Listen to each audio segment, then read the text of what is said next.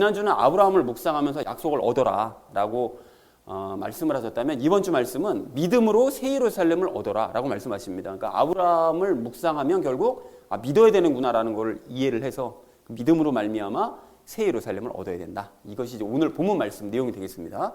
그래서 오늘 주제를 이렇게 잡았는데요. 믿음으로 새 예루살렘을 얻자라는 것을 주제로 각절 말씀 나누도록 하겠습니다. 먼저 16절 말씀 함께 읽도록 하겠습니다. 진실로 사람들은 더 큰 자를 두고 맹세하나니 확증하기 위한 맹세가 그들에게는 모든 다툼을 끝내는 것이니라 라고 말씀합니다. 사람들이 더 큰 자를 두고 맹세한대요. 그러니까 어떤 일이 있을 때 맹세를 할 때는 자기보다 작은 사람을 두고 맹세하는 것이 아니라 부모나 하나님처럼 자신보다 더 큰 그런 존재를 두고 맹세를 한다는 거죠. 그런데 왜 갑자기 이 바울이 맹세에 대해서 얘기를 꺼냈느냐? 이제 하나님께서 아브라함에게 맹세를 지난주에 하셨다고 얘기를 했잖아요. 하나님께서 그 창세기에서 아브라함에게 이러이러한 맹세를 했다. 그런데 그 맹세를 믿는 우리에게도 하신다라는 것을 말을 하기 위해서 오늘 맹세에 대한 이야기를 꺼낸 것입니다. 자, 그런데 확증하기 위한 맹세가 그들에게 모든 다툼을 끝내는 것이래요. 그러니까 어떤 사람이 이제 다툼이 일어나게 되었을 때 부모나 하나님을 두고 확증하면서 맹세를 하면 그 다툼은 끝나죠. 그러니까 그렇잖아요. 서로 이렇게 뭐 이게 네가 맞다 내가 맞다 서로 싸우는데, 내가 하나님 앞에 두고 맹세하는데 또는 내 부모를 걸고 맹세하는데라고 얘기하면 뭐 할 말이 없잖아요. 더 이상 이제 다툼은 끝나는 거죠. 그리고 이제 맹세를 지키느냐 안 지키느냐 그것만 이제 보면 되니까요. 이제 그렇게 되는 것이다 라고 이제 얘기를 하고 있습니다. 그러니까 마찬가지로 하나님께서도 아브라함에게 확증하면서 맹세를 하셨다는 거예요. 근데 하나님보다 더 큰 존재는 없으니까 하나님은 자신을 두고 맹세하시는 거죠. 그런데 그렇게 맹세를 하시게 되면 더 이상 다툴 여지가 없죠. 하나님께서 맹세하신 것이니까요. 그래서 그렇게 맹세를 하셨고, 17절 그 다음 절에 있는 말씀처럼 아브라함의 후손인 우리들에게도 확증하며 맹세하신다는 거예요. 그러니까 논쟁의 여지가 없다는 거죠. 믿으면 새 예루살렘에 갈 수 있다.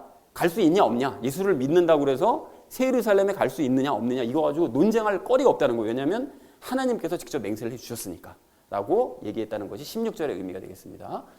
자, 그래서 16절 전체의 의미를 이렇게 정리할 수 있겠는데요. 사람들은 더 큰 자를 두고 맹세한다. 그리고 그렇게 맹세하며 확증하면 모든 다툼은 끝난다. 마찬가지로 하나님도 맹세하셨기 때문에 더 이상 다툼은 필요 없다. 논쟁할 거리가 없다 라고 얘기했다는 것이 16절의 의미가 되겠습니다. 자, 이어진 17절 말씀 우리 함께 읽도록 하겠습니다. 이러므로 하나님께서도 약속의 상속자들에게 자신의 계획이 불변함을 더욱 풍성히 보여주시려고 그 일을 맹세로서 확증하셨나니 라고 말씀합니다.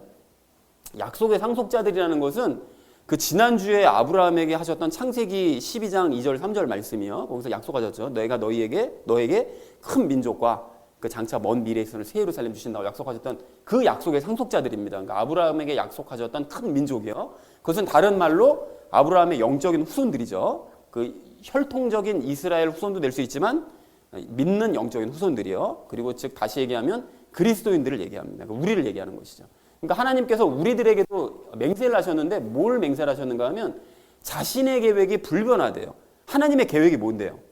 그 계획이 뭐죠? 아브라함에게 약속하신 것처럼 믿는 자는 구원받는다. 믿는 자는 새 예루살렘 얻을 수 있다. 이거죠. 그러니까 믿는 자들에게 새 예루살렘을 주시겠다는 그 계획.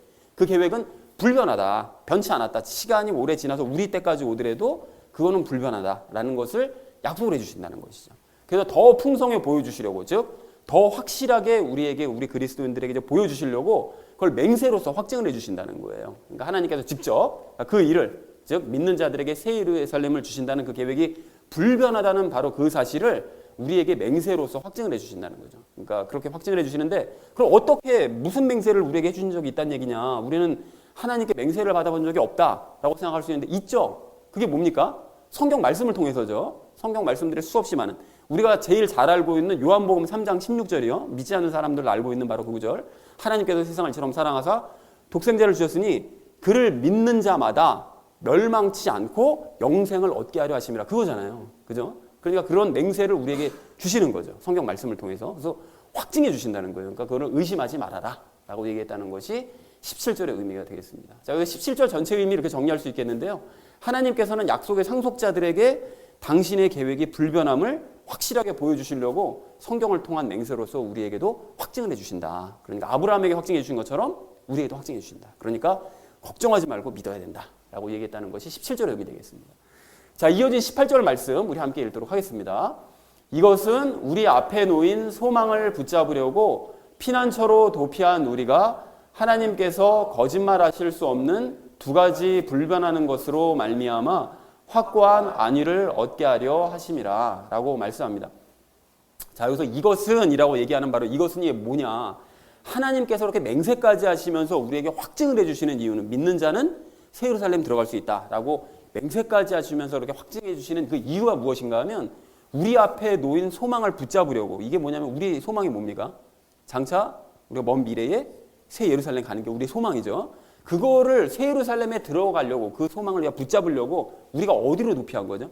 피난처 대신 예수님께로 우리가 도피를 한 거죠. 그래서 예수님께로 도피하면 새 예루살렘에 갈 수 있다. 그거를 이제 믿고 이제 붙잡은 거예요. 그 복음을 듣고 그걸 믿고 붙잡은 이 사람들에게 하나님께서, 이 거짓말하실 수 없는 하나님께서 이 두 가지 불변하는 것, 그게 뭘까요? 두 가지 불변하는 것이. 이게 예전에 우리가 큐티 했었을 때 제가 그 맹세와 약속이라고 얘기를 해서 좀 약간 두리뭉실하게 말씀을 드렸는데, 그 두 가지 불변하는 거 확실한 게 뭐냐면 뭡니까?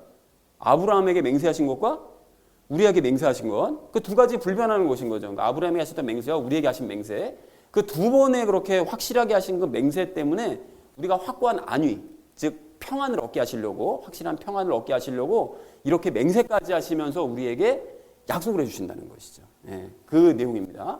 자, 그래서 18절을 전체 의미 이렇게 정리해 보자면 하나님께서 맹세까지 하시면서 이렇게 확증을 우리에게 해주시는 이유가 뭐냐? 그 복음을 듣고 새 예루살렘에 들어가려고 예수님께로 도피한 우리가 들어가 놓고도 불안해하면서 혹시 믿는다고 해서 새 예루살렘 못 들어가는 거 아니야? 불안해하고 걱정할까 봐 그런 우리에게 거짓말하실 수 없는 그 하나님께서 두 번이나 맹세를 해주심으로써 확고한 평안을 얻게 하려고, 그러니까 진짜 예수님 믿으면 새 예루살렘에 갈 수 있는 것이 맞구나 라고 확실한 그런 평안을 얻게 하시기 위해서 이렇게 우리에게 맹세까지 해주시면서 확증을 해주시는 것이다 라고 얘기하시는 것이죠. 그러니까 더 이상 의심하지 말고 편안하게 그냥 믿으면 된다는 거예요. 예수님 믿으면 새 예루살렘에 가는 것은 확증된 것이구나 라고 이제 믿어라 라고 얘기하고 있습니다. 자, 이어진 19절 말씀 우리 함께 읽도록 하겠습니다. 우리에게 있는 이 소망은 혼의 닷과 같아서 확실하고 굳건하여 휘장 안에 있는 것 속으로 들어가나니 라고 얘기합니다. 그러니까 우리에게 있는 이 소망은 당연히 새 예루살렘에 들어갈 수 있다는 그 소망, 그것이고요. 혼의 닷과 같대요. 그러니까 흔들리는 혼을 붙잡아주는 닷이라는 거예요. 큰 배가 닷 하나 가지고서는 그 모래 내린 그 닷 하나 가지고 움직이지 않고 버티잖아요. 마찬가지라는 것이죠. 그러니까 우리가 새 예루살렘을 향해 품고 있는 그 소망은 종종 흔들리는 우리의 혼을 붙잡아주는 닷과 같다라는 것이죠. 그래서 요거와 관련, 왜 그걸 소망을 하는다고 어떻게 다시 되지? 이거에 대해서는 제가 이제 적용 시간에 좀 말씀을 드리도록 하겠고요. 그리고 휘장 안에 있는 것, 이게 뭘까요? 성막을 보면 성막 안에 성막이 두 군데로 나눠져 있죠. 한 곳은 들어가자마자 있는 곳이 성소고, 그 휘장이 있고 가운데 막고 있고 그 뒤에 뭐가 있죠? 지성소가 있죠. 그러니까 휘장 안에 있는 것은 당연히 지성소입니다. 지성소. 그러니까 지성소 안으로 들어갈 수 있게 해준다는 거예요. 그럼 이게 뭔 소리냐 이게. 이 부분에 대해서도 제가 적용 시간에 자세하게 말씀을 드리도록 그렇게 하겠습니다. 자, 그래서 19절의 의미를 이렇게 정리할 수 있겠는데요. 새 예루살렘에 대한 소망은 흔들리는 우리의 혼을 붙잡아주는 닷과 같아서 우리로 하여금 확실하고 굳건하게 지성소로 종종 들어갈 수 있도록 만들어준다. 인도를 해준다라는 것이 19절의 의미가 되겠습니다. 자, 이어진 마지막 20절 말씀 우리 함께 읽도록 하겠습니다.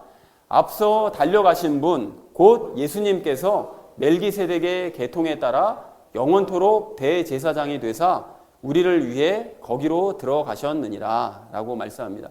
예수님께서는 우리보다 앞서 달려가셨는데 왜 달려가셨느냐? 우리에게 새 예루살렘을 주시려고, 그러니까 우리가 새 예루살렘에 들어갈 수 있게 해주시려고 우리의 죄 문제, 우리를 위해 우리의 죄 문제를 해결해 주시기 위해서 달려가신 분이라는 거죠. 그러니까 십자가에서 죽으시고 또 우리의 모든 죄를 사하시기 위해서 부활하시고 그 이후에 우리 가르치시고 이 모든 일을 달려가셨는데, 그 예수님께서는 멜기세덱의 계통에 따라 영원토록 대제사장이 되셨대요. 우리가 앞서서도 이 부분에 대해서 이야기를 나눴었죠. 그러니까 예수님께서는 멜기세덱의 계통에 따라 영원한 대제사장이 이제 되셔서 우리를 위해 거기로 들어가셨대요. 거기가 어디입니까? 앞에서 얘기했던 휘장 안에 있는 지성소로 들어가셨다는 거죠. 그럼 지성소로 왜 들어가시느냐? 대속죄일, 그러니까 그 히브리 달력으로 7월이 되면 그 대속죄일이잖아요. 그날이 되면 백성들의 모든 1년 동안의 모든 죄를 씻기 위해서 대제사장이 지성소로 들어가죠. 그래서 피를 가지고, 양의 피를 가지고 들어가서 그 언약궤에다가 피를 바름으로써 모든 백성의 죄를 사하는 것처럼 똑같이 우리 예수님께 대제사장 되신 예수님께서도 우리의 모든 죄를 씻으시기 위해서 지성소로 들어가신다는 거예요. 그런데 이 부분을 제가 이제 이 적용 시간에 말씀을 자세하게 드릴 건데, 우리가 혼이 자꾸 흔들리죠.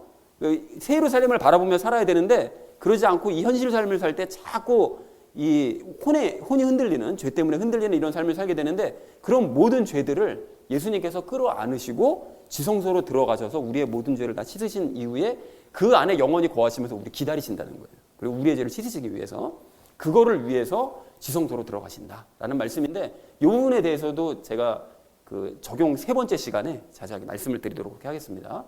자, 그래서 20절 전체의 의미를 이렇게 적용할 수 있겠는데요. 우리의 죄 때문에 앞서 달려가신 예수님께서는 멜기세덱의 계통에 따라 영원한 대제사장이 되셔서 우리의 죄를 씻기 위해 지성소로 들어가셨다. 그리고 우리를 기다리고 계신다라는 것이 20절의 의미가 되겠습니다.